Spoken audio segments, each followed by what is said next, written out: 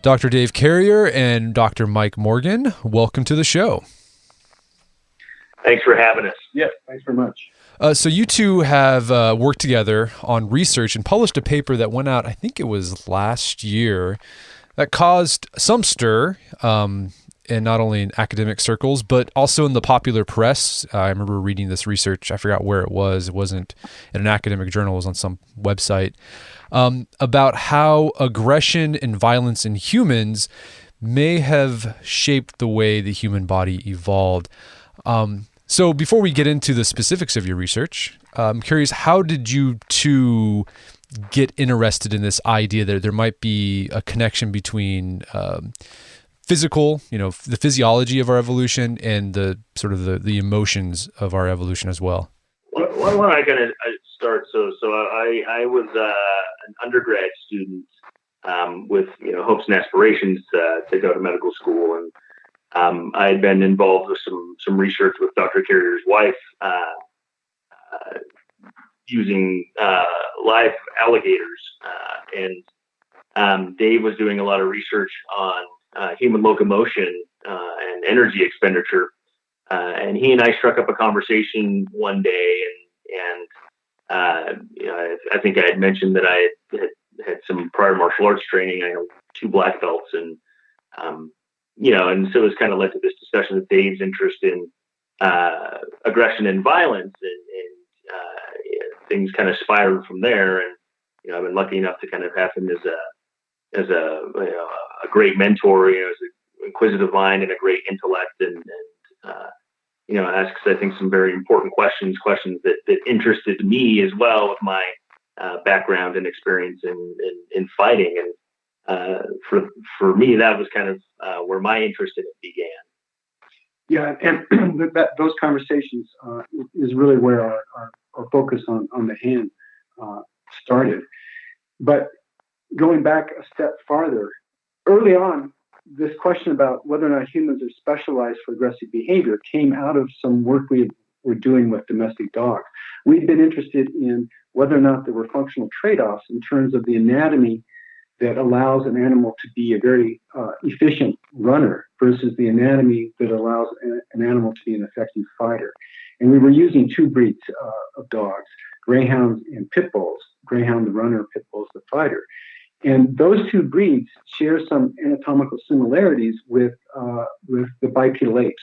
The early bipedal apes, we called the group hominids, were built pretty much like chimpanzees, but they were habitual bipeds. They were up running around on their hind legs. But they were relatively short and stout animals like pit bulls.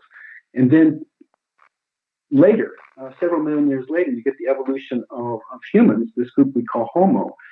And that anatomy is very similar to modern human anatomy in terms of the body anatomy. That anatomy is appropriate, we think, for locomotor economy. And so it was that comparison with the 2 breeds of dogs to the early forms of the bipedal apes that got us thinking about, well, maybe humans, particularly early human or early ancestors, were anatomically specialized for aggression. So second question is, there's, a longstanding debate in philosophy and sociology, biology, about whether or not violence is part of human nature.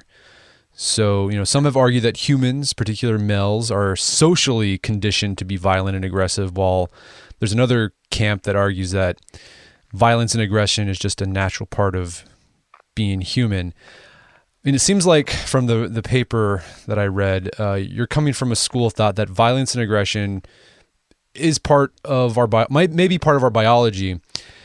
If that's the case, I'm curious, what evolutionary benefit did our early human ancestors get from being violent and aggressive? So I think this is a very interesting debate, and for me, it's hard to kind of paint as just a black and white nature versus nurture. I think people oftentimes use the term is this part of our biology, or is this quote unquote instinctual behavior versus, as you said, kind of social behavior, or is this behavior that we're taught? And I think those two ideas of socialization versus instinct when it comes to human behavior are so ingrained that oftentimes it's impossible to separate the two. Although we always try to do that when we're kind of explaining these things. The way I tend to look at it, Brett, is I think our behaviors ultimately, and especially through the early development of man, are oftentimes influenced by the environment and the pressures that those environments put on the social group, right? And the social group, in turn, had to adapt and develop different behaviors and different behavior patterns to kind of handle the stress that the environment was putting on them. And so there certainly are situations where environmental stresses would probably lead to promoting or encouraging aggressive and violent behavior within any certain social structure at any given time.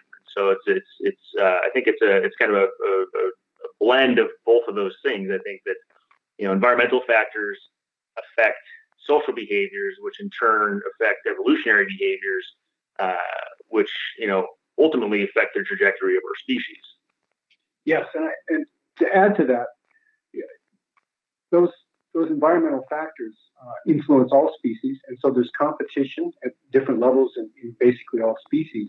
One of the things that's unique to humans, which might sort of increase the stakes or increase the pressure, is that we have offspring that are incredibly dependent.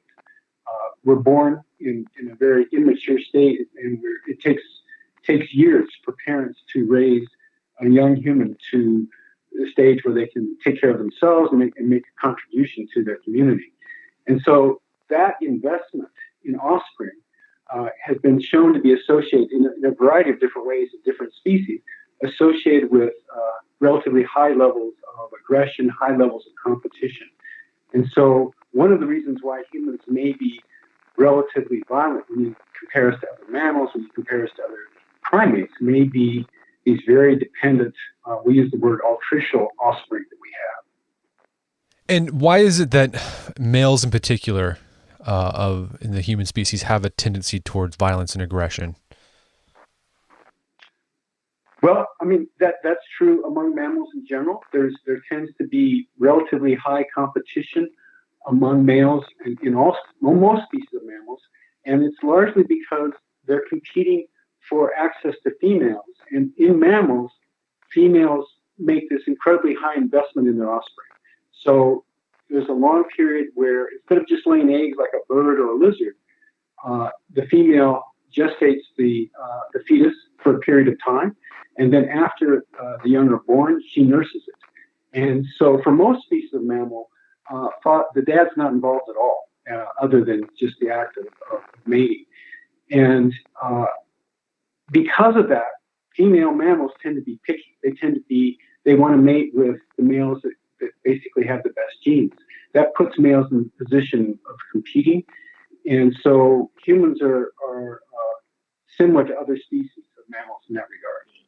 But, I do want to also put out there that it's not just strictly violence in males. We don't have the what's the word I'm looking for? We don't have all the rights and I don't know what I'm trying to say, but we don't own violence as the male of the species. I think, even though predominantly aggressive acts, when you look at mammalian behavior, come from males, there's plenty of evidence out there, both in our closest relatives, chimpanzees, but, across the spectrum of females and engaging in violence and aggressive behavior. I think on your site before you referenced the book Demonic Males by Wrangham, I believe. And he has a great accounting of, one of the first witnessed events of kind of chimp raiding. And, one of the things that I think was very interesting about that first observed instance of that chimpanzee group raiding and essentially attacking another group of chimpanzees was that there were also females involved in the raiding party. Now, they didn't play as big of a role in terms of kind of leading it, and in terms of I think some of the actual physical aggression, but they were definitely part of the process as well. Yeah, I mean, one thing I've read is that competition or the violence between, or I guess is it conspecific? That means like that's like same species, right? So when males from other species fight, or the same species fight other males of the same species, it's almost like a ritualistic dance, combat dance. There's a lot of posturing, and then they'll move to, if that doesn't work, to scare the other guy off, then they'll move to shoving, and then if that doesn't work, then they'll start. But like the goal of it isn't to kill necessarily; it's more to assert dominance and show who's the guy who's in charge. Yeah, I think it's true. We commonly refer to these as threat displays. And you see them manifest in different forms in different species, and an animal with large canine teeth that might be, gnashing and baring of the teeth, and other animals it could be, certain posturing, posing their bodies to increase the appearance of their size and their strength. So one of the things that we kind of were thinking about that led us into some of our research, particularly our paper about the human fist, was what do humans do? What's our natural reaction when we get angry? Even if you look at a child on a playground, at school when they get bullied, what's one of the first things you do? Well, a lot of times it's that you clench your hand into a fist. And a lot of times that, can be our threat display as human beings. There's obviously, vocalization and taunting and teasing and insults that, come out. But as far as our physical manifestation, it's that presentation of a weapon oftentimes that is kind of that threat display that's the first prelude to violence and aggression. Okay, so this is interesting. So the fist, then the human fist, the ability for the humans to make a fist, one of its benefits is, besides being able to grasp tools, right, making a fist is basically you're making a weapon as a possible threat display. I mean, so can other primates make a fist, or is that unique to humans? As far as we know, it is unique to humans. The human fist requires a specific relationship of the proportions of the palm of the hand, the length of the elements of the fingers, the length of the thumb. And if you look at the other extant great apes, the chimps, bonobos, gorillas, they have longer fingers, a longer hand, and a much shorter and weaker thumb than we do. And so they basically don't have the hand proportions that allow them to make a fist. And what we've argued is that, yes, these hand proportions that have always thought to be the human hand proportions that have always thought to be primarily about manual dexterity, that's certainly true. There's no doubt, because humans do so much with their hands. It's clear that that's played an important role in the evolution of the shape of our hands. But the other thing that may be playing a role is this ability to turn it into a weapon, into a form of a club, so that the relatively delicate and vulnerable anatomy of the human hand, which is so important to our livelihood, can also be used as a weapon. And so what advantage does making a fist to punch provide humans in fighting? Does it provide more power or force? What's going on there? So with the first paper that we published, looking at what we call the protective buttressing of the hand, meaning the nice kind of compact shape that you get when all those proportions that Dr. Carrier mentioned kind of align to form the fist. We studied the force that could be delivered with a formed fist versus what we could kind of most approximate would be the strike delivered by, say, a gorilla or a chimpanzee or one of our closest ancestors who can't make a fist. So it's kind of an open hand slap or a slap with the palm or the meat of the hand. And we had volunteers come into the lab, and we had a couple different contraptions set up. One of them was a punching bag with an accelerometer. We had some force plates that we were looking at. And we kind of looked at the amount of force and whether the forces were higher with kind of this open hand quasi fist versus a fully formed fist. Now, we thought for sure that maybe we'd have higher forces delivered with a fist, but that wasn't the case. There was actually similar forces delivered between a slap and a punch. But what we did note was that when you kind of bring that force down to a smaller pinpoint size, you get what's called an increase in the force impulse. And when it comes to doing damage, breaking bones, damaging soft tissues, causing fractures, the force impulse is really what matters. That's that element of the delivery of the force that allows damage to happen. And when you have a fully formed fist and you're delivering a strike, the force impulse was actually significantly higher than it was with an open hand. Secondly, having the ability to form a fist protects the anatomy of the hand, as Dr. Carrier said.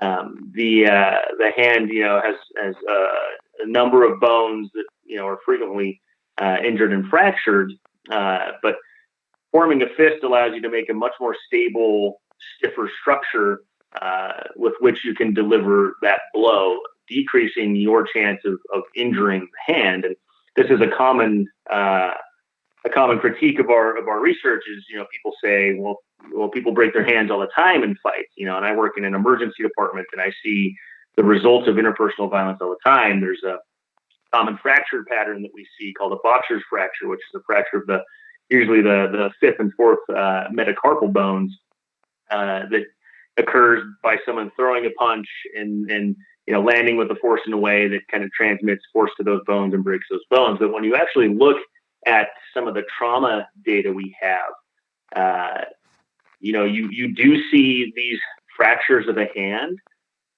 but you see a lot more fractures of the face compared to how frequently the hand is injured when you actually look at the data. So to me, that kind of supports that, this ability to form this fist, not only provides us with a convenient, readily usable weapon, allows us to do more damage when we throw a strike, and allows us to protect our weapon when striking.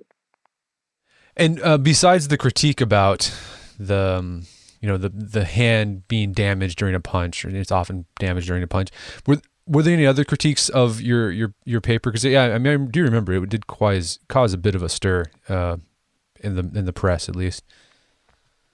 Yeah, it generated a lot of press about it, and it's always kind of an interesting phenomena because you find yourself scratching your head wondering if the people writing some of the news articles actually read the paper or actually kind of got what we were after. But it made quite a bit of kind of pop science websites because I think it's an interesting kind of out there study. But there were certainly some other critiques, and I think maybe Dave can talk to some of them. But yeah, I one of the most common criticisms that repeatedly been thrown at us is that we're making up an evolutionary story, an adaptation story, and that a more reasonable explanation is that these hand proportions that allow the formation of fist are just a coincidence of the consequence of selection for manual dexterity.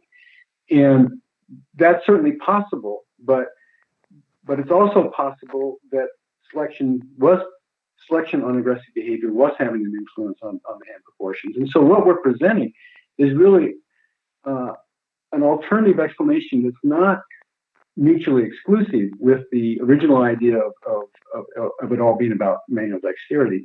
We're throwing in another possible component that may explain the evolution of our hand proportions and the evolutions of some of the proportions and configuration of our facial skeleton as well. Yeah, we'll get to the facial skeleton as well. That's interesting. So, I guess the theory, I guess if I was listening to you, the theory about why our hand is the way it is, I just had the thoughts, make sure I'm on the same page. Like, so perhaps it evolved the way it did because of aggression. It was like we turned our hand into a weapon, basically, and That's right. and then because of the proportions, it made tools or weapons or rocks, like holding rocks. You could use it as a force multiplier, and as a consequence, we're more dexterous with our hands. So it's like aggression led to tool making. Is that the idea? Well, not necessarily. Not necessarily. I mean, because there was primates in general use their monkeys and the great apes all use their hands. They all have a capacity for manual dexterity.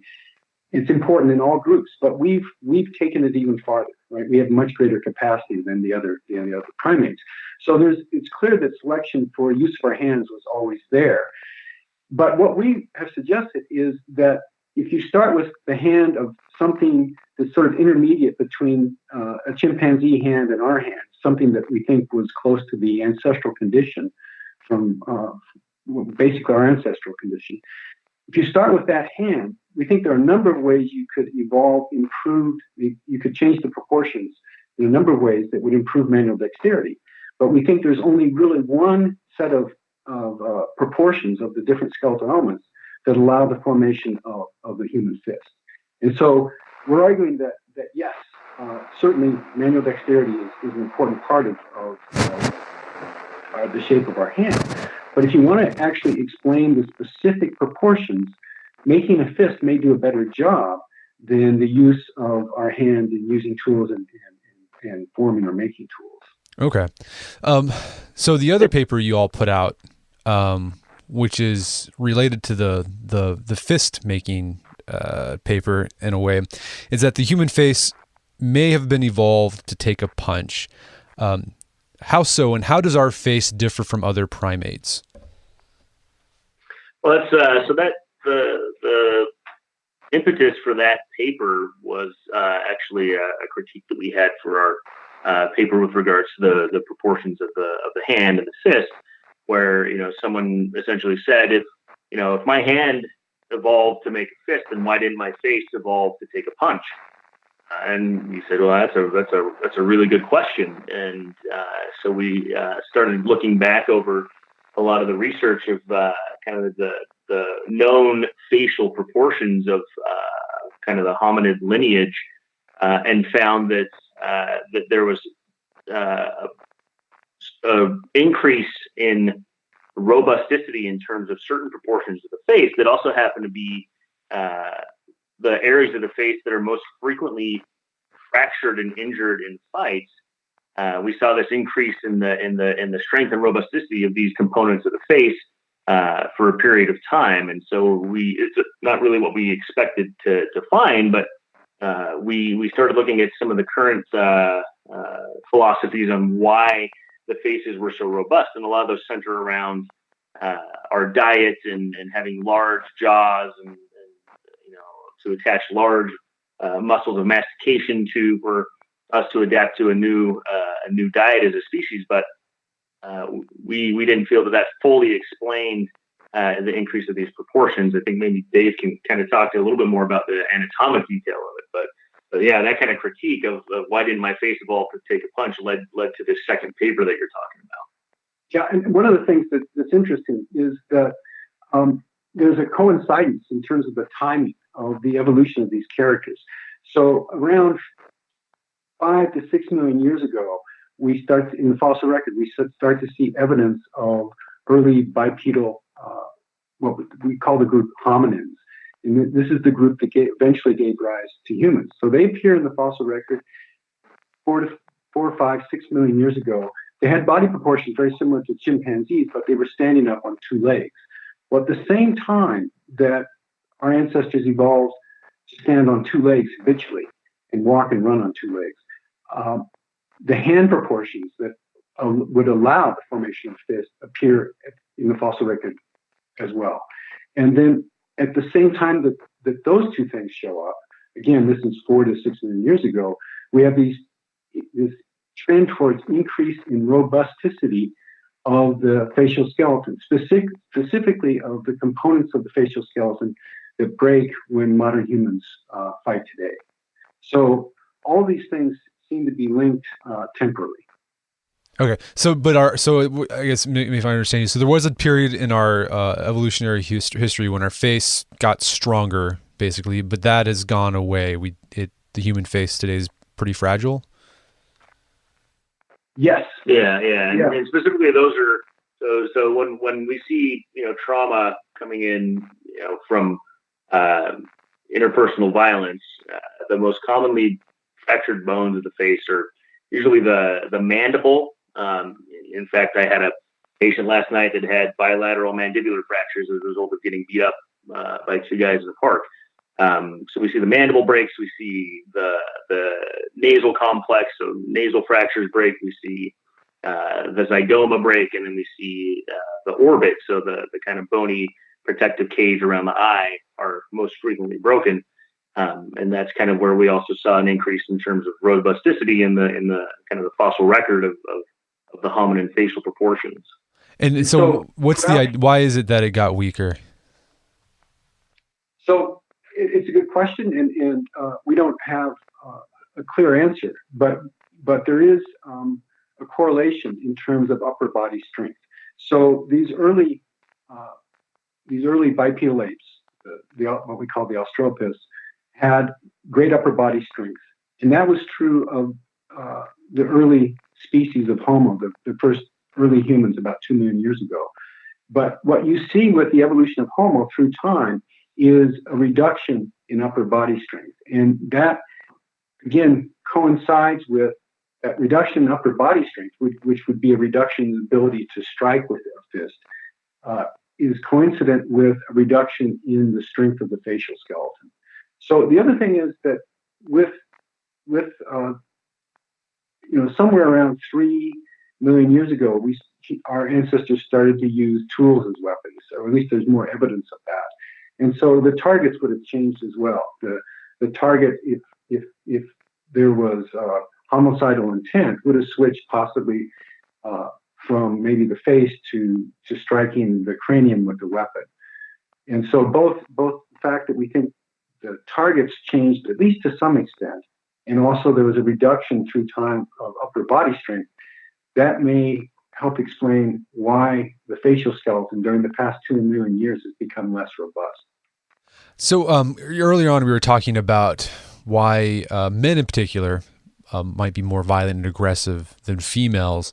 The idea that men have to compete, it's sexual reproduction is what's driving, or sexual selection is what's driving that trait that men have to compete. With that in mind, are there differences between the physiology of men and women that make men better adapted for fighting? Definitely. And then when the face is sort of a classic example of that as well. So one of the most we use the phrase sexual dimorphism to talk about anatomical, physiological differences between males and females. And one of the parts of our body that is most different, most dimorphic between males and females is in fact the facial skeleton. And again, the biggest differences between males and females are the parts of the facial skeleton that tend to break the most when modern humans fight.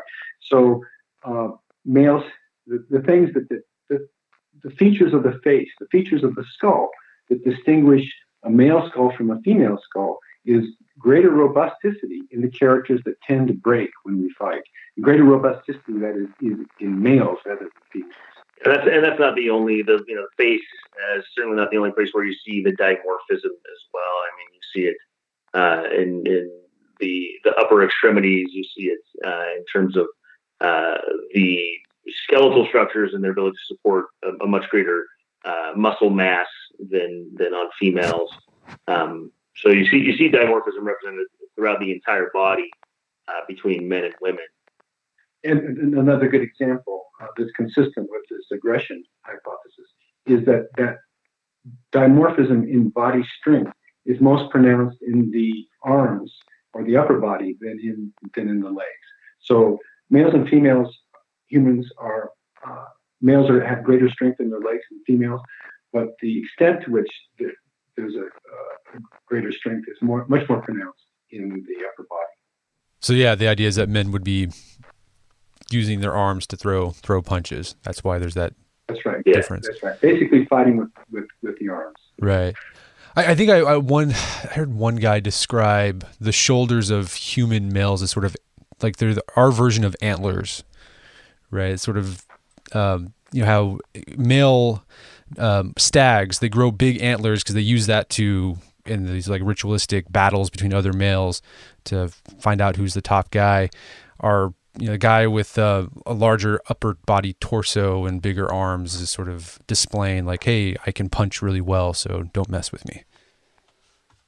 I think that's right. I think we do tend to pay attention to the shoulders, the strength in the upper arms, and possibly the strength of the neck in terms of evaluating an individual's ability to, or basically evaluating their formative ability. So both males and females look and can distinguish from looking at that part of the body, can distinguish a male's ability to fight. But on top of that, there's a number of studies out there that show that we can look simply at a male's face and have a pretty accurate assessment of their fighting ability just from looking at the face. Gotcha. But I tend to agree with your the observation of your friend.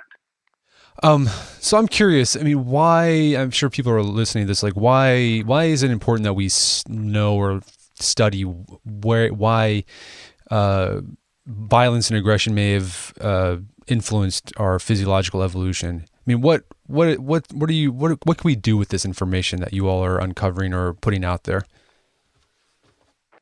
I think that's a really the meat of our interest in this particular field is coming to a deeper understanding of let's call it human nature for lack of a better term. And for a long time in the science community, people really wanted to hang on to this idea of the noble savage, and that these humans were superior in a certain way because we were masters of our domain, and we weren't.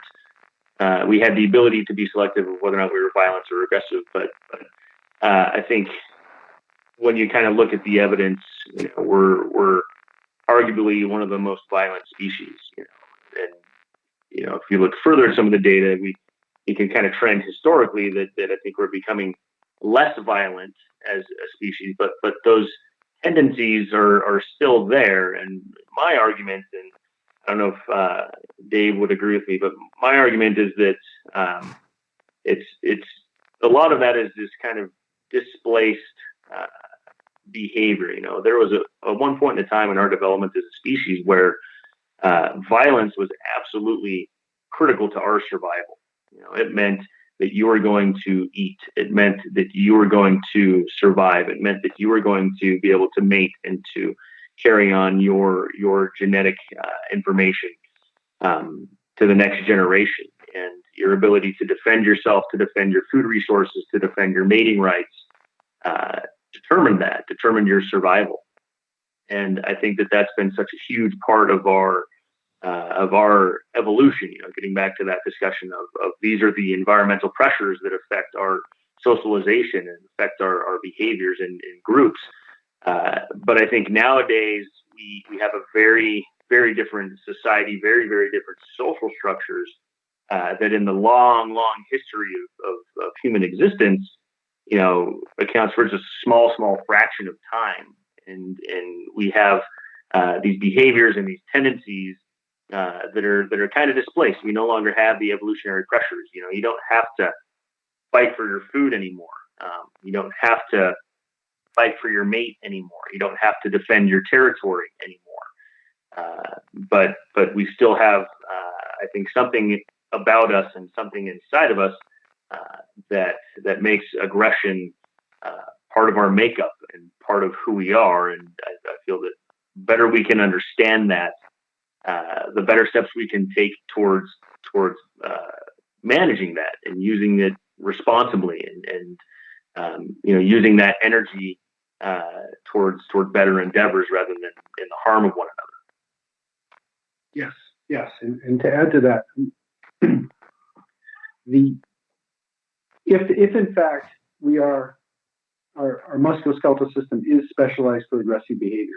If that turns out to be true, then this debate about human nature, we think, basically just goes away. And what you end up with is the acknowledgement that a tendency towards aggressive behavior is in fact part of who we are. It's not all of who we are. I mean, we have just a great capacity for cooperation, empathy, wanting to have a secure, peaceful environment in which to live in. Right? Those are both aspects of who we are. But I think there's value in at least asking the questions we're asking, because it has potential to resolve this argument that's been going on for hundreds of years about human nature. And if we can get past that argument, we can focus our attention specifically on what we need to do to secure a more peaceful future. So Dave and Mike, where can people learn more about your work and perhaps read these papers you've put out? I believe our fifth paper is on PLOS One, PLOS1. It's open access, so anybody can find it online and read it. The paper that we did looking at the kind of proportions of the human face was published in Journal of Biological Reviews. And that one you can usually access through various academic libraries. But there's plenty of writing and criticism and critiques out there to kind of get through online with regards to this stuff. Dr. Carrier has another paper that I think is in publication right now that you worked on, looking at the strain on the hand. Yeah, that's been published as well. Yeah, okay. And that was published in a journal called Experimental Biology. Journal of Experimental Biology. Well, great. Well, Dr. Dave Carrier, Dr. Mike Morgan, thank you so much for your time. It's been a pleasure. Our pleasure. Thank you so much for having us, Brett. Thank you. My guests today were Dr. David Carrier and Dr. Michael Morgan. You can find more information about their work. Just Google punching fist evolution. You're going to find a lot of papers that they've put in and just news articles about their research. And also make sure to check out the show notes at aom.is/aggression for links to resources that we mentioned throughout the show so you can delve deeper into this topic.